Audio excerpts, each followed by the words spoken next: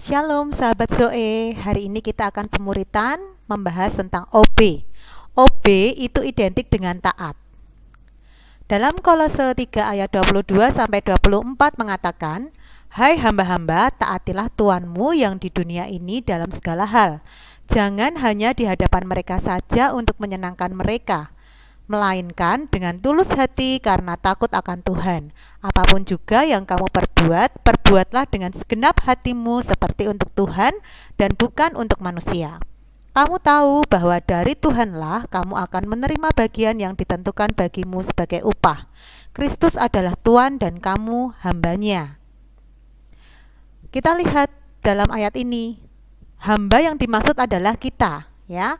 Kalau taat terhadap Tuhan yang di dunia ini dalam segala hal, yang dimaksud taat yaitu adalah taat kepada pimpinan, ya. Yang sudah bekerja biasanya taat kepada pimpinan tuannya. Kalau guru yang sedang sekolah, taatnya kepada guru, ya. Yang belum menikah, yang masih tinggal sama orang tua, pastinya juga taat kepada orang tua. Kita dikatakan taat jika ada perintah atau pekerjaan yang diberikan kepada kita. Apa respon kita? Yes atau no? Ya, kita lihat kalau respon yes itu harus sama. Apanya yang sama?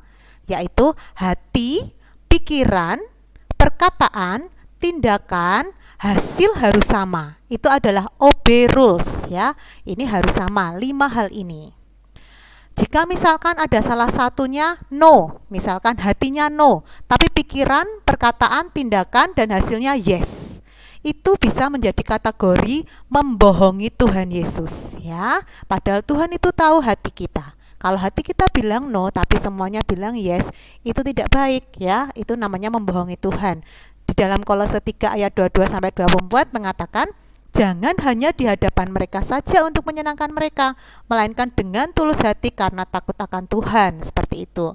Kalau seandainya no-nya itu di pikiran, tapi hati, perkataan, tindakan, dan hasilnya yes, gimana? Itu termasuk membohongi diri sendiri, ya.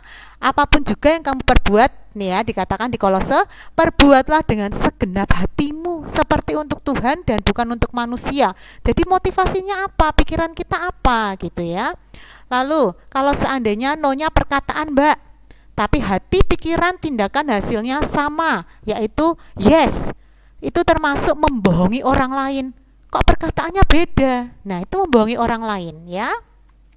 Kalau seandainya no-nya tindakan, Mbak, tapi hati, pikiran, perkataan, hasilnya yes, tapi tindakannya no.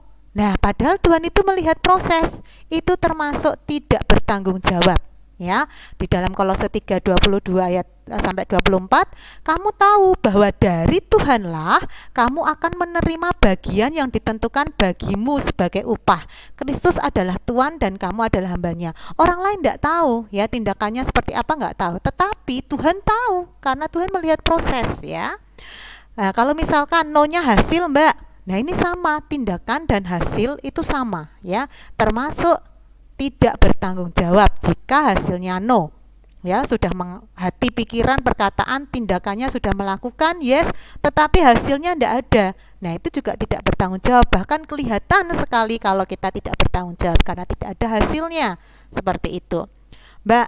Kalau ini diteruskan akan menjadi apa? Nah, ini akan menjadi kebiasaan dan menjadi karakter pembohong dan tidak bertanggung jawab.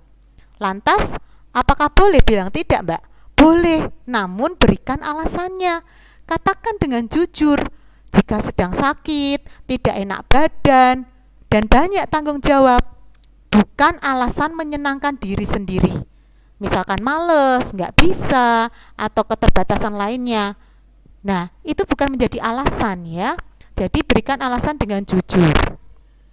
Ingatlah, pekerjaan dan perintah diberikan kepada kita pasti sudah melihat kemampuan kita dan kita pasti mampu melakukannya. Ya, kita pasti mampu. Tuhan Yesus pasti memberikan upah kepada hambanya yang setia. Nah, kita belajar untuk setia.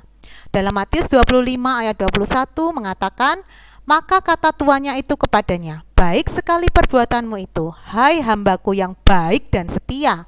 Engkau telah setia dalam perkara kecil, aku akan memberikan kepadamu tanggung jawab dalam perkara yang besar. Masuklah dan turutlah dalam kebahagiaan Tuhanmu. Tuhan akan memberikan upah pada setiap kita. Jadilah pribadi yang OB, teman-teman. Pribadi yang taat dan bertanggung jawab. Jujur dari hati, pikiran, perkataan, tindakan, dan hasil senantiasa sama. Ya, dan setialah dalam perkara-perkara kecil, karena Tuhan akan memberikan perkara-perkara yang lebih besar kepada kita ketika kita jujur, bertanggung jawab, setia, ya, taat kepada Tuhan. Teman-teman, Mbak Gemma mengajarkan, Mbak Gemma mendorong teman-teman supaya belajar OB mulai dari sekarang, melalui orang tua, melalui guru, melalui pemimpin yang sudah bekerja.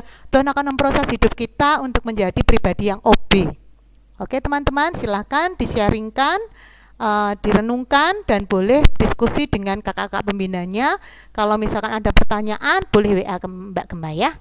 Oke, God bless you teman-teman. Belajar menjadi pribadi yang OB. Semangat! God bless you.